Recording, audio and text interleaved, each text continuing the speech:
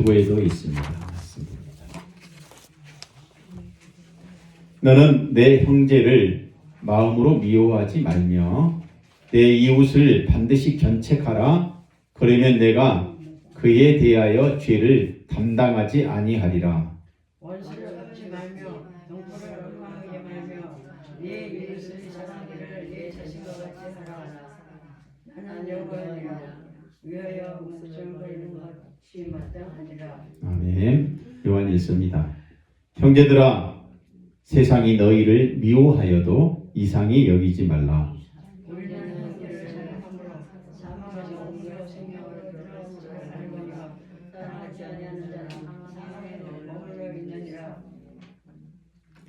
그 형제를 미워하는 자마다 살인하는 자니 살인하는 자마다 영생이 그 속에 거하지 아니하는 것을 너희가 아는 바라. 그가 우리를 위하여 목숨을 버리셨으니 우리가 서로 비로소 사랑을 알고 우리도 형제들을 위하여 목숨을 버리는 것이 마땅하니라. 아멘.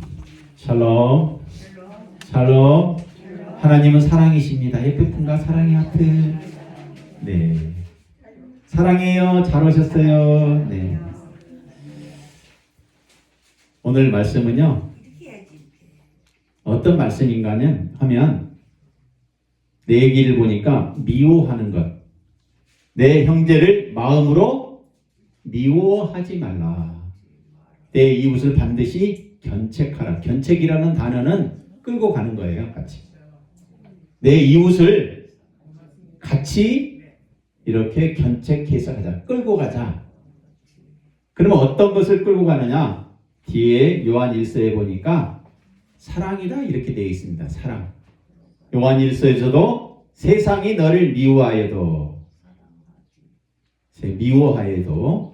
사랑하러 하자. 만약에 형제를 미워하면 살인하는 자다 이렇게 얘기합니다. 그래서 오늘의 제목은요, 미워하는 감정에 대해서 얘기하고자 합니다. 미워하는 감정. 사랑하는 성도 여러분, 우리의 마음속에는요, 눈에 보이지 않는 전쟁이 늘 자리 잡고 있습니다. 보이지 않는 전쟁. 그 전쟁은 국가와 국가의 전쟁보다도 더 깊고 활과 총의 전쟁보다도 아프며 밤마다 우리의 영혼을 무너뜨리는 감정의 전쟁입니다. 감정이에요. 감정의 전쟁을 하고 있습니다. 그 감정의 이름이 미워하는 마음입니다. 미워하는 마음. 미움. 우리 어르신들 보면 서로 미워하는 감정을 가지고 살아가는 분들이 꽤 많이 있어요. 미움은 단순한 감정이 아닙니다. 이 감정은 인간의 생각과 판단에 영향을 미치며 그러한 생각과 판단에 의해서 행동의 결과가 나온다는 거죠. 그래서 삶의 방향이 달라져요. 우리 어르신들 보면 미워하다가 싸우고 싸우다가 보면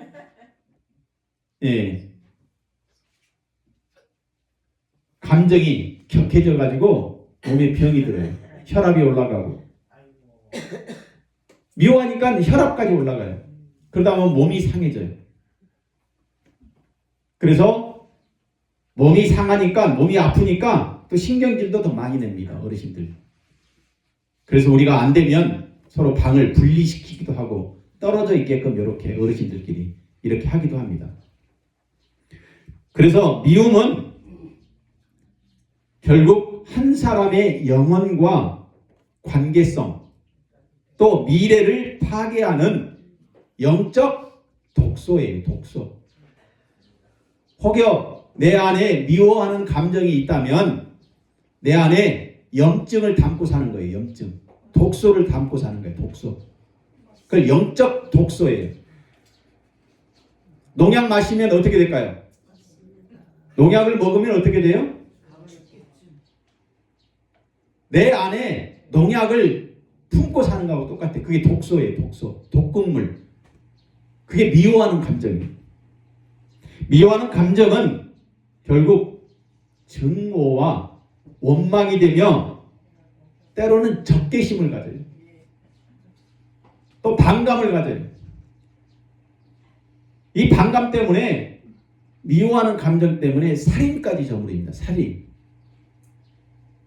전에 제가 TV에서 이런 내용을 들었어요. 뉴스 시간에 나온 얘기입니다. 공원에 한 사람이 앉아 있었어요. 이렇게 공원에 애들이 놀고 있는 공원, 도시예요. 그 공원에서 앉아서 놀고 있는데 이렇게 빌라의 윗집을 쳐다보니까 거기에서 막 아버지하고 아들하고 딸하고 웃는 소리가 막 나는 거야. 막 재밌어가지고 웃는 소리가 나는 거예요. 그 웃는 소리를 듣는 순간 공원에 혼자 있던 사람이 갑자기 미워졌습니다. 누가? 그 안에서 울고 떠드는 아버지와 딸과 아들의 목소리를 듣고 미워하는 감정이 생겨서 그 방을 집으로 올라가서 칼로 사람을 다 죽였어요. 그래서 경찰에 조사를 받았습니다. 심리를 담당하는 수사관이 물어봤어요. 왜 사람을 죽였습니까? 그러니까 미워했대. 뭐 때문에 미워했습니까? 나는 지금 불행하게 사는데 저 사람들은 행복하게 웃고 있는 소리를 듣고 갑자기 미워하는 것이 적개심이 생기고 반감이 생기고 살인까지 간 거예요. 알고 봤더니 이 아버지와 딸과 아들은 그 웃기는 텔레비 내용 있죠? 개콘이라고 있어요. 개그 콘서트. 그 내용이 너무나 웃겨가지고 여름이라 창문을 열어놓고 봤던 것 같아요. TV에. TV를 보다가 너무나 웃기는 장면이 나오니까 서로 같이 아버지도 웃고 아들도 웃고 딸도 웃은 거예요. 근데 이게 다른 사람이 듣는 이 사람 마음에는 뭐가 생겨서요? 반감, 적개심이 생겨요. 그게 미워하는 감정이에요. 세상을 미워하는 거예요. 나는 불행하는데 왜 저 사람들은 웃고 살지? 나는 몸이 아픈데 저 사람들은 왜 행복하게 다니고 있지? 미워하는 감정. 그래서 미워하는 감정은 상대를 죽이는 것이 아니라 자신의 영혼을 먼저 병들게 한다라고 말합니다. 성경에 보니까 형제지간에 싸워요. 가인과 아벨, 가인이 형이 미워하는 감정 때문에 자기 동생 아벨을 칼로 죽입니다. 우리 부모는 동생만 더 사랑하는 것 같아. 부모가 자식을 똑같이 다 사랑하잖아요.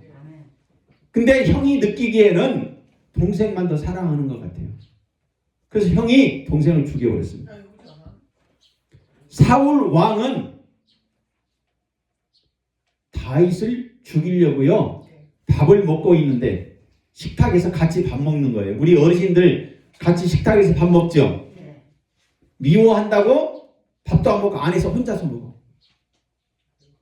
침상에 혼자서 먹어. 서로 싸우니까 사울 왕이 다윗하고 같이 밥을 먹다가 다윗이 미워하는 마음이 부스 든 거예요. 저 자식이 감히 나하고 내가 미워하는 놈하고 밥을 먹어? 있던 창을 들어서 다윗에게 던져버려요. 아들 같은 사람에게 던져요. 아버지가 아들 같은 사람에게 집어 던집니다. 부인이 미우니까 남편이 밥상을 확 뒤집어 엎어버려요. 부인이 남편이 미우니까 밥도 안 줘. 밥에다가 독을 집어넣어가지고 살인을 하고요. 결국 이런 사람들의 결말이 어떻게 됐을까요? 인생 끝자락이 행복하지 않습니다. 자살하고 불행하고 일이 풀리질 않아요. 늘 마음속에 나쁜 감정만 가지고 있으니까. 농약을 먹고 있는 거하고 똑같은 거예요. 매일매일 한 잔, 뭐 마시고 있어요? 농약. 조금씩. 결국은 어떻게 될까요? 나중에 죽는 거예요. 매일매일 소주를 한 10잔씩 먹어봤어요. 먹을 때는 술 취하면 달콤하지요. 근데 나중에는 자기 몸 망가져요. 그거가 똑같은 거예요. 그게 미워하는 감정이 그래요.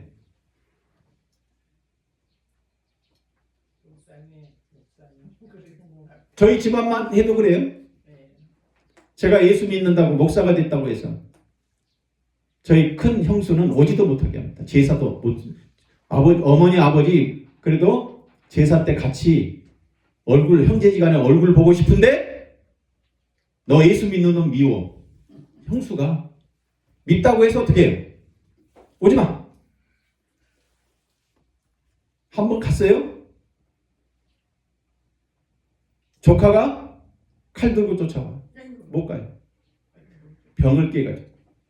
미워하는 감정이 그래요. 미워하는 감정이. 종교를 서로 같이 인정하지 않는 거죠. 그래서 칼뱅은 얘기합니다. 우리의 마음은 늘 우상공장이다. 사람을 죽이는 마음이 늘 가득하다. 미워하는 감정은 남을 사실은 죽이는 것 같지만, 남을 향해서 칼을 던지는 것 같지만 결국은 누구에게요? 자기 자신에게. 자기 심장을 먼저 찌르고 있는 거예요. 계속. 예수님은 십자가 위에서조차 남을 미워하지 아니했습니다. 오히려 아버지 미워하는 나를 저들이 내 마음을 모르기 때문에 그러하오니 저들의 죄를 사하여 주시옵소서.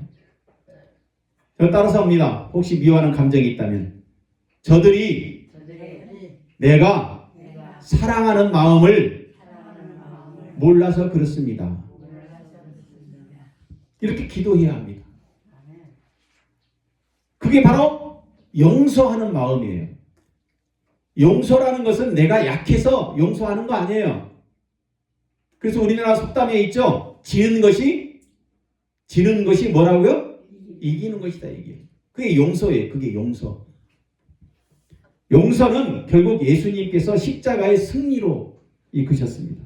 미움보다 사랑이 승리한 복음의 결과입니다. 그래서 복음은 인간의 미움을 해체하고 하나님의 사랑으로 나를 다시 재창조하는 거예요. 그게 복음이에요. 예수 믿는 마음이 그래요. 그래서 오늘 설교를 듣고 오늘 다시 나를 재창조해야 돼요. 나는 다시 태어났구나. 과거의 노상이는 어저께 죽었고 오늘은 내가 새롭게. 따라서 합니다. 어저께 나는 죽었다. 오늘 다시 태어났다.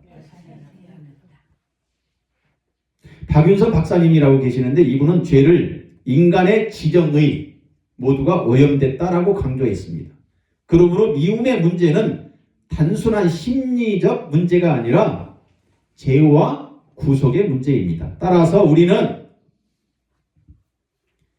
미움의 감정의 치료가 자기 개발이 아니라 십자가 은혜여야 한다라고 얘기합니다. 십자가의 은혜는 미움을 죽이고 사랑을 살리는 거예요. 사랑은 사람을 살리는 겁니다.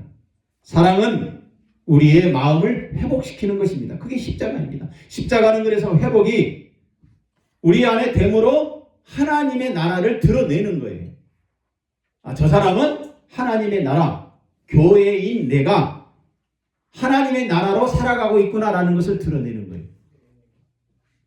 그렇다면 사랑하는 성도 여러분, 왜 인간은 자꾸 미워하는 그 감정이 되었으며 근데 하나님은 그 미움을 어떻게 자꾸 회복시키려고 하시는지 그에 대한 고민이 오늘 말씀을 통해서 해결받기를 바랍니다. 하나님 아버지 감사합니다.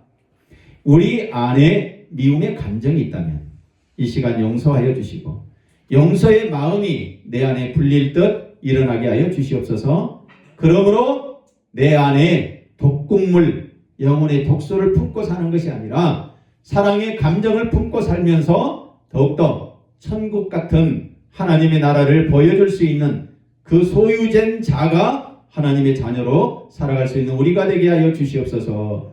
일주일 동안도 우리의 모습을 예물로 담아 올린 그 손길까지 축복하시고, 특별히 10의 1조를 드린 손길과 교회가 든든하게 아름답게 세워지기를 원하여 드린 물질 또한 있사오니 주님 흠양하여 주시옵소서. 감사하며 우리를 사랑하여 주시는 예수님의 이름으로 기도합니다. 아멘. 미움은 죄로 왜곡된 감정의 결과이며, 사랑은 하나님의 형상을 회복하는 은혜의 시작입니다. 그러니까 미움은 죄가 왜곡된 결과에서 나오는 거고, 사랑은 내 안에 하나님의 형상이 회복되어 있을 때 하나님의 은혜로 시작된다, 이렇게 얘기할 수 있습니다. 죄는 단지 행동의 타락뿐만 아니에요. 죄는 존재의 방향이 하나님 중심에서 자기 중심으로 뒤집어진 상태예요. 사람은 똑바로 이렇게 서서 가야 되거든요. 근데 저나 여러분이나 거꾸로 머리가 땅으로 가고 다리가 위로, 그 상태로 걸어다닐 수 있어요 없어요?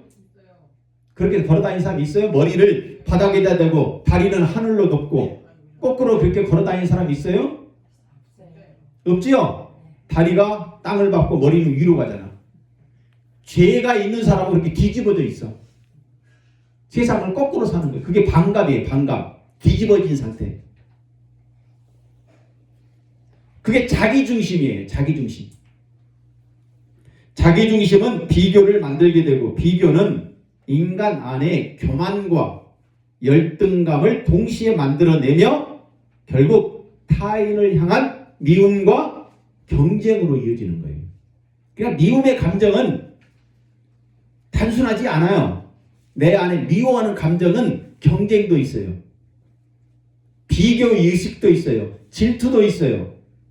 또 우울감도 있어요. 여러 가지 감정이 짬뽕돼 있어요. 뒤집어져 있다는 거예요. 올바른 사람은 그런 생각 안 갖습니다. 사랑만 있어요, 내 안에. 아유, 저 사람이 얼마나 힘들면 저렇게 할까? 옆에 있는 어르신이 얼마나 밥맛이 없으면 밥을 많이 못 드실까? 이런 생각을 갖는 거예요. 이게 정상이에요. 근데 마음이 뒤집어진 사람은, 아이고 어젯밤에 잠을 안 자니까 밥도 저렇게 못 처먹고 살지. 이게 뒤집어진 생각이에요. 반감. 불쌍한 마음을 가지고 있는 사람은, 아이고 어젯밤에 저분이 잠을 못 주고 있더니 오늘 아침에는 밥도 못 드시네. 아이고 제가 기도해야지. 하나님, 옆에 있는 우리 어르신님 어젯밤에 잠을 못 주무셨으니까 이 오늘 저녁에는 잠 푹 자고 내일 아침에는 밥 맛있게 잘 잡수시게 해주세요. 이게 사랑의 마음이야. 근데 이게 없는 사람은 어떻게 해요? 누가 어젯밤에 잠 못 자라 그랬어? 누구 뭐 잠 안 자고 싶어서 안 잤어요? 몸이 아프니까 못 잤지. 그게 미워하는 감정이라는 거예요. 사랑이 없어요. 사랑이. 그게 뒤집어져 사는 거예요. 거꾸로 머리가 땅에다 대고 다리를 하늘로 그렇게 걸어다니는 사람이라니까. 그렇게 걸어다닐래요? 머리를 땅에다 대고 다리는 위로 대고 다리는 하늘로 오고.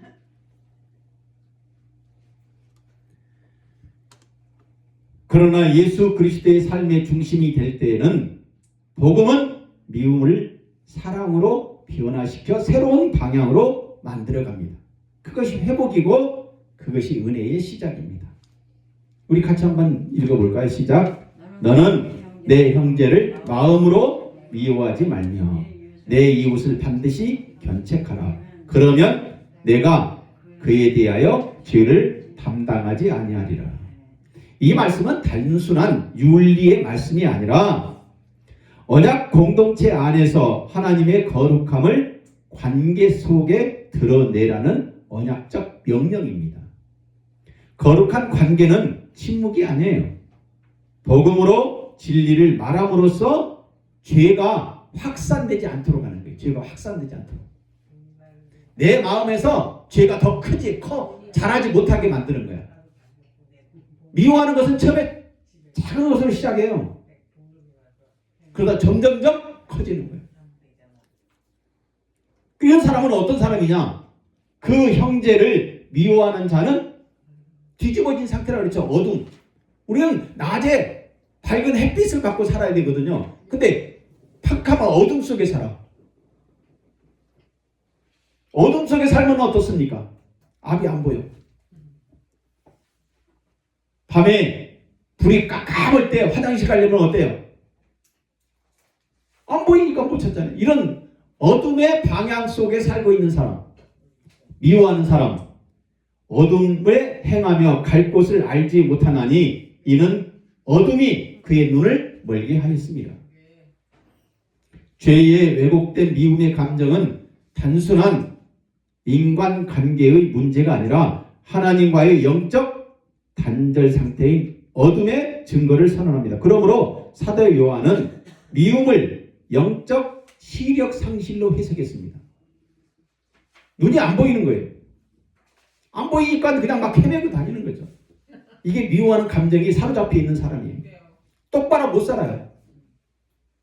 그게 자꾸 심해지니까 머리도 아프고 그렇게 살다 보니까 치매도 빨리 와. 치매가 대부분이요. 미워하는 감정, 분노가 많은 사람이 빨리 와요. 마음이요. 편안하고요. 즐거운 사람은요. 치매도 잘 안 걸려요. 뭐 그럴 수 있는 거지 뭐 이렇게. 근데 조금만 이라도 그냥 심하게 팍팍 내고 그냥 자기 성에 못 차가지고 그냥 불평불만하고 하다하다 이런 사람이 다 네. 남의 말을 자기 중심으로 살아가는 그런 마음이 너무 강해서 그래요. 그래서 영적 시력 상실 걸린 사람이라고 얘기합니다. 따라서 오직 예수 그리스도의 사랑의 빛 안에서만 인간의 왜곡된 감정과 관계를 회복할 수 있음을 강조하는 말이에요. 미움으로 생산되는 게 뭘까요? 내 안에 미움이 결국 뭐가 된다고 그랬어요? 같이 한번 또 읽어봐요. 시작. 그 형제를 미워하는 자마다 살인하는 자니 살인하는 자마다 영생이 그 속에 거하지 아니하는 것이에요. 미워하는 것은 성경에서 이렇게 얘기합니다. 미워하는 것은 결국 살인이야. 살인으로 끝나면 괜찮아요. 그러나 이런 사람은 천국도 못 간다는 거예요. 천국도 못 가, 천국. 증오와 혐오, 적개심과 반감입니다. 따라서 사람과의 관계 단절을 가져올 수밖에 없습니다. 이로 인하여 영적 죽음을 생산하며 하나님의 형상을 파괴하는 내면의 살인입니다. 결국 개인의 영혼뿐만 아니라 교회 공동체의 사랑과 생명까지 무너뜨립니다. 한 청년이 어린 시절 받은 상처 때문에 아버지를 오랫동안 미워하며 살았습니다. 아버지가 이 여자 저 여자 집에 들어오지 않고 돌아다니다 보니까 자식된 입장으로서 아버지는 나를 사랑하지 않는 것 같아. 자기 즐거운 쾌락만 쫓아다니네? 이러니까 어릴 때부터 아버지를 미워하는 거야. 그럼 자기도 커서 그렇게 살면서 그 미워하는 감정이 늘 자리 잡아요. 그러나 예수를 믿고 생각했어요. 내가 예수 믿고 천국 가게 된 것은 하나님이 나를 용서해 줬구나. 하나님이 나를 용서해 줬기 때문에 나는 뭐다? 죄인이구나. 죄인이라는 것을 깨닫는 순간 눈물로 마음이 무너졌어요. 아버지가 용서가 되는 거예요. 아버지가 용서됐기 때문에 그날부터 미움으로 닫혀 있었던 영혼 안에 하나님의 사랑과 회복이 흐르기 시작해요. 아버지가 불쌍하게 보이는 거예요. 예수를 모르는 저 아버지. 그래서 그런 행동을 했지. 아버지에게 중요한 것이 첫째, 미워하는 감정이 아니라 아버지가 예수를 믿고 돌아오는 것이었구나. 아버지가 예수를 모르니까 바람둥이처럼 이렇게 사는 거죠. 예수를 알았다면 아버지가 그렇게 살았겠어요? 제대로 믿었다면? 아하, 아버지를 예수 믿게 해야 되구나. 나의 죄를 용서하여 주신 하나님, 눈물로 내가 이제 회개합니다. 우리 아버지도 회개하고 돌아올 수 있는 하나님의 은혜가 있기를. 그리고 청년이 변화된 거예요.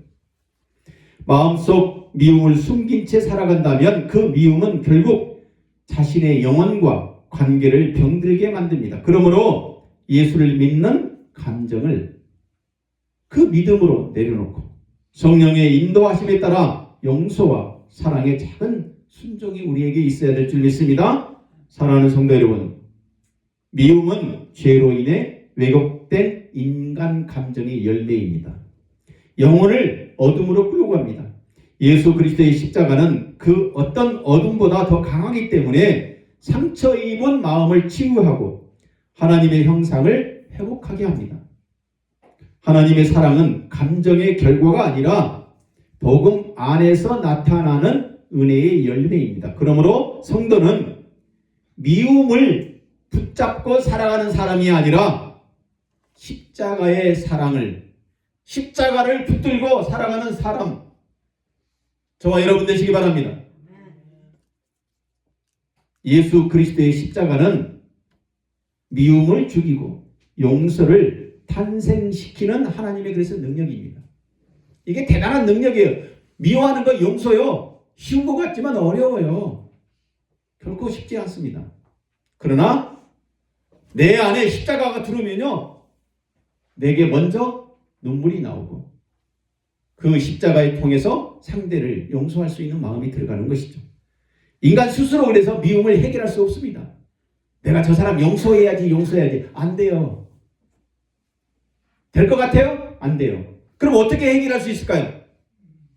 예수 믿어야 돼요. 하나님의 은혜가 내 안에 들어오면 나도 모르게 그 사람 용서가 돼요. 내가 인간의 노력으로 저 사람 용서하려니까 용서 안 되는 거예요.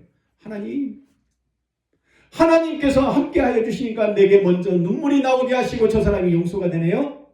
그렇게 됩니다. 내가 용서했더니 하나님이 내게 찾아오신다? 아니에요. 용서가 먼저요? 아니에요. 뭐가 먼저라고요? 하나님 믿는 게 먼저예요. 하나님을 제대로 믿으면 뭐가 먼저 일어난다고요? 나를 용서하신 하나님, 그 용서 때문에 나도 저 사람을 용서할 수 있는 그 믿음이 생긴다는 것이죠. 심리학은 미움의 죄를 설명할 수는 있습니다. 그러나 구원에 이를 수는 없습니다. 내 마음에 죄를 용서해야 되겠다라는 말은 할 수 있어요. 그러나 내 안에 그 미움의 감정이 완전히 없어지지는 않는다는 거예요. 그러면 없어지려면 내 안에 구원의 확신이 들어와야 된다는 것이죠. 철학은 마음을 분석하지만 새롭게 창조할 수 없습니다. 학교 교육은 미움을 용서해라 가르칠 수는 있지만 용서는 그 안에 새롭게 나를 만들 수는 없습니다. 새롭게 만드는 것은 결국 예수 그리스도의 믿음입니다. 십자가는 그래서 죽은 영혼을 살리며 예수의 피는 죄뿐만 아니라 죄로 오염된 감정까지도 깨끗하게 청결하게 합니다. 그가 우리를 위하여 목숨을 버리셨으니 우리가 이로써 사랑을 알고 우리도 형제들을 위하여 목숨을 버리는 것이 마땅하니라. 원수를 위해 기도할 수 있는 마음을 가졌다는 것은 단순한 윤리가 아니라 대속의 사랑입니다. 그 대속의 사랑이 바로 예수 그리스도, 마지막으로 실패한 아담이 아니라 완전한 인간의 감정을 회복시키신 예수 십자가의 사랑입니다. 그래서 신학자 본 해퍼라는 사람은 원수의 사랑은 결국 십자가 안에서만 가능하다라고 얘기했습니다. 우리가 같이 한번 또 읽어봐요. 시작. 우리가 아직 죄인 되었을 때에 그리스도께서 우리를 위하여 죽으심으로 하나님께서 우리에 대한 자기 사랑을 확증하셨느니라. 하나님은 우리가 원수 되었을 때 이미 사랑하셨습니다. 이는 조건 없는 무조건적인 은혜입니다. 은혜는 우리의 변화가 아니라 하나님의 결단이었어요.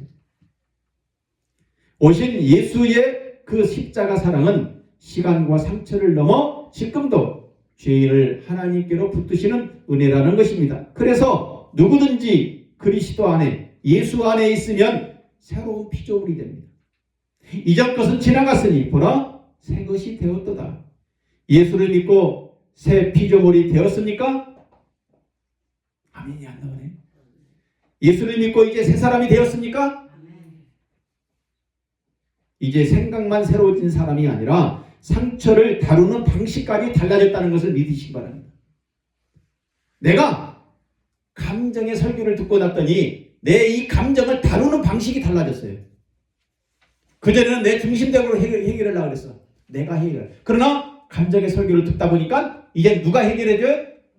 하나님이 해결해 주는구나. 그래, 하나님께 가까이 나가는 것이 우선이구나. 따라서 십자가의 사랑으로 용서받은 사람은 이제 다른 사람을 용서하는 삶으로 나가게 될 수 있습니다. 독일 나치 수용소에서 가족을 잃은 성도가 원수를 미워하며 평생을 살았습니다. 어느 날 성찬식 중에 우리가 성찬하지요. 이것은 너희를 위한 찢긴 내 몸이라 라는 이 말씀이 가슴에 딱 들어온 거예요. 나를 위하여 예수님께서 십자가에서 자기 살이 찢어졌구나. 그 마음이, 그 생각이, 그 은혜가 들어온 거예요.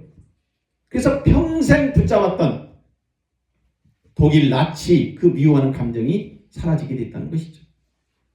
그날 그는 원수를 용서한 것이 아니라 자신이 십자가 앞에서 용서받은 것을 죄인이라는 것을 깨닫기 때문에 그 마음이 들어가요.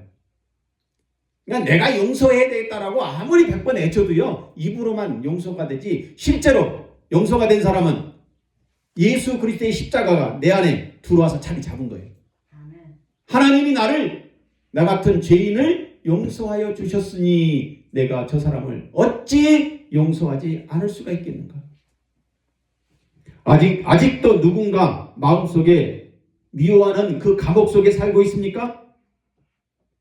그 감옥 안에 사실은 저와 여러분이 자신이 용서받지 못한 것에 대해서 갇혀 있고 사는지도 몰라요.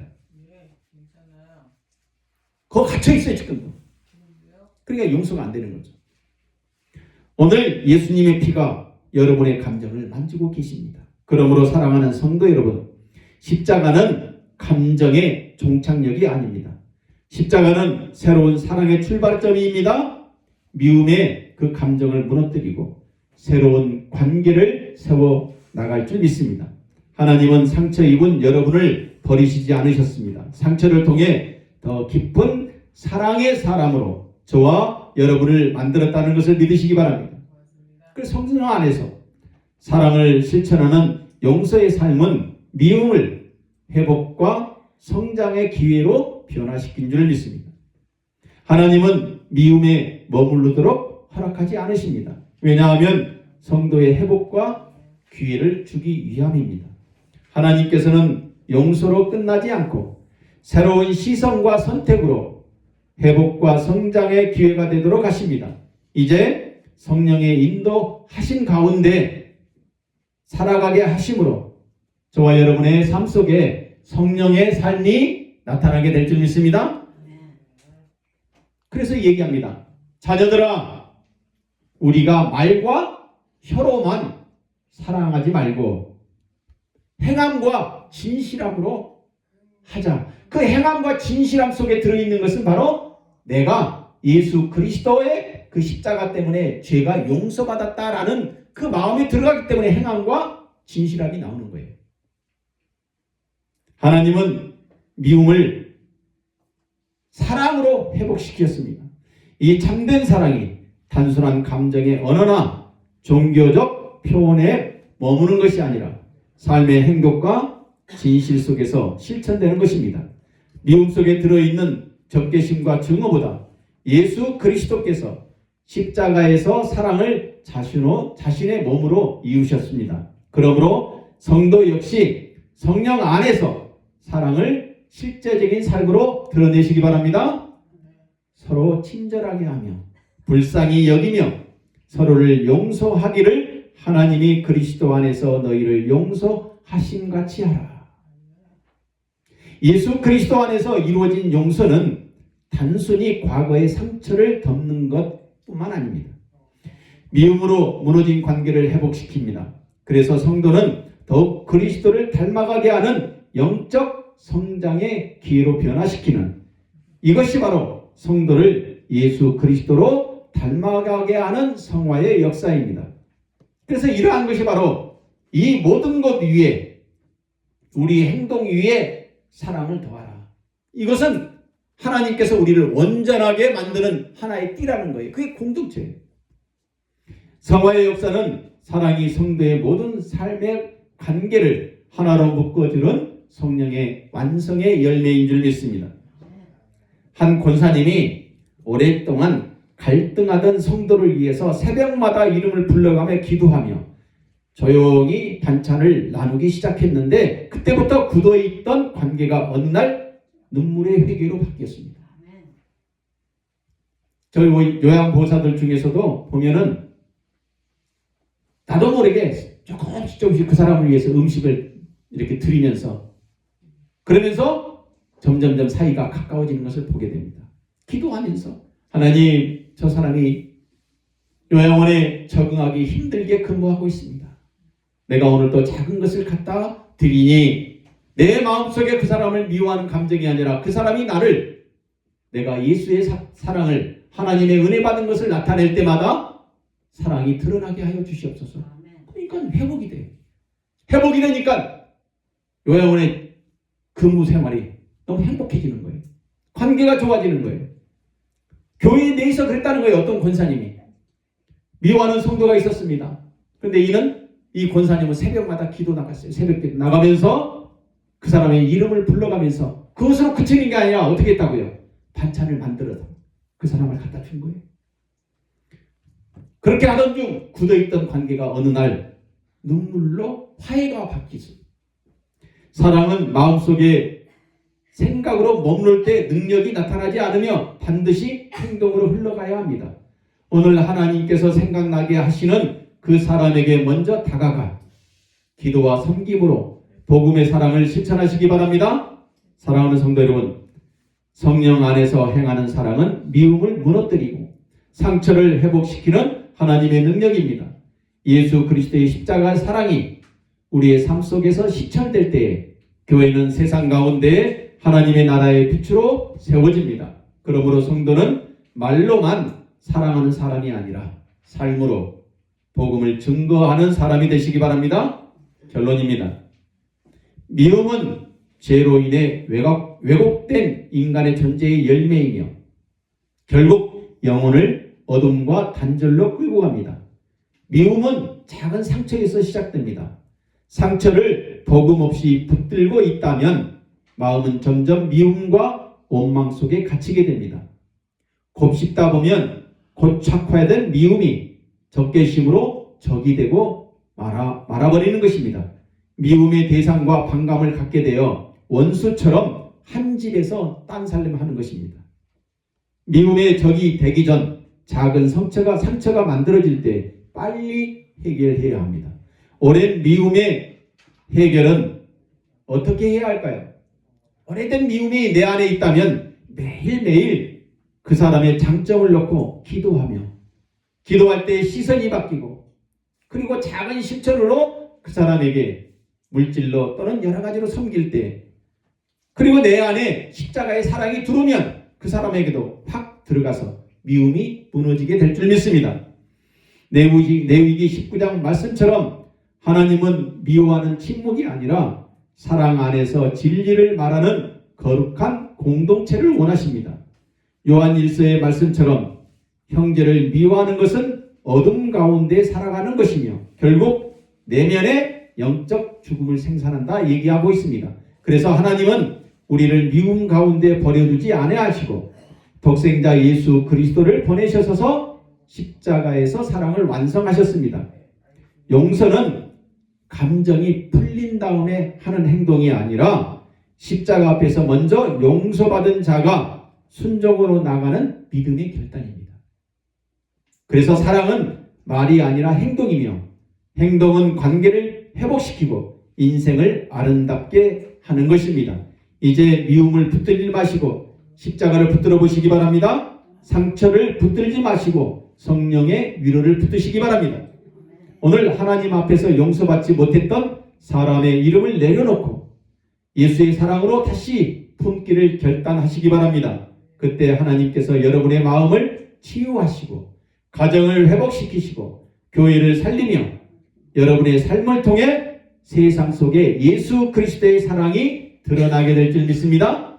이제 성령의 은혜로 모든 미움이 용서와 사랑으로 변화되는 남은 인생 되기를 주의 이름으로 축원합니다. 축원합니다. 축원합니다.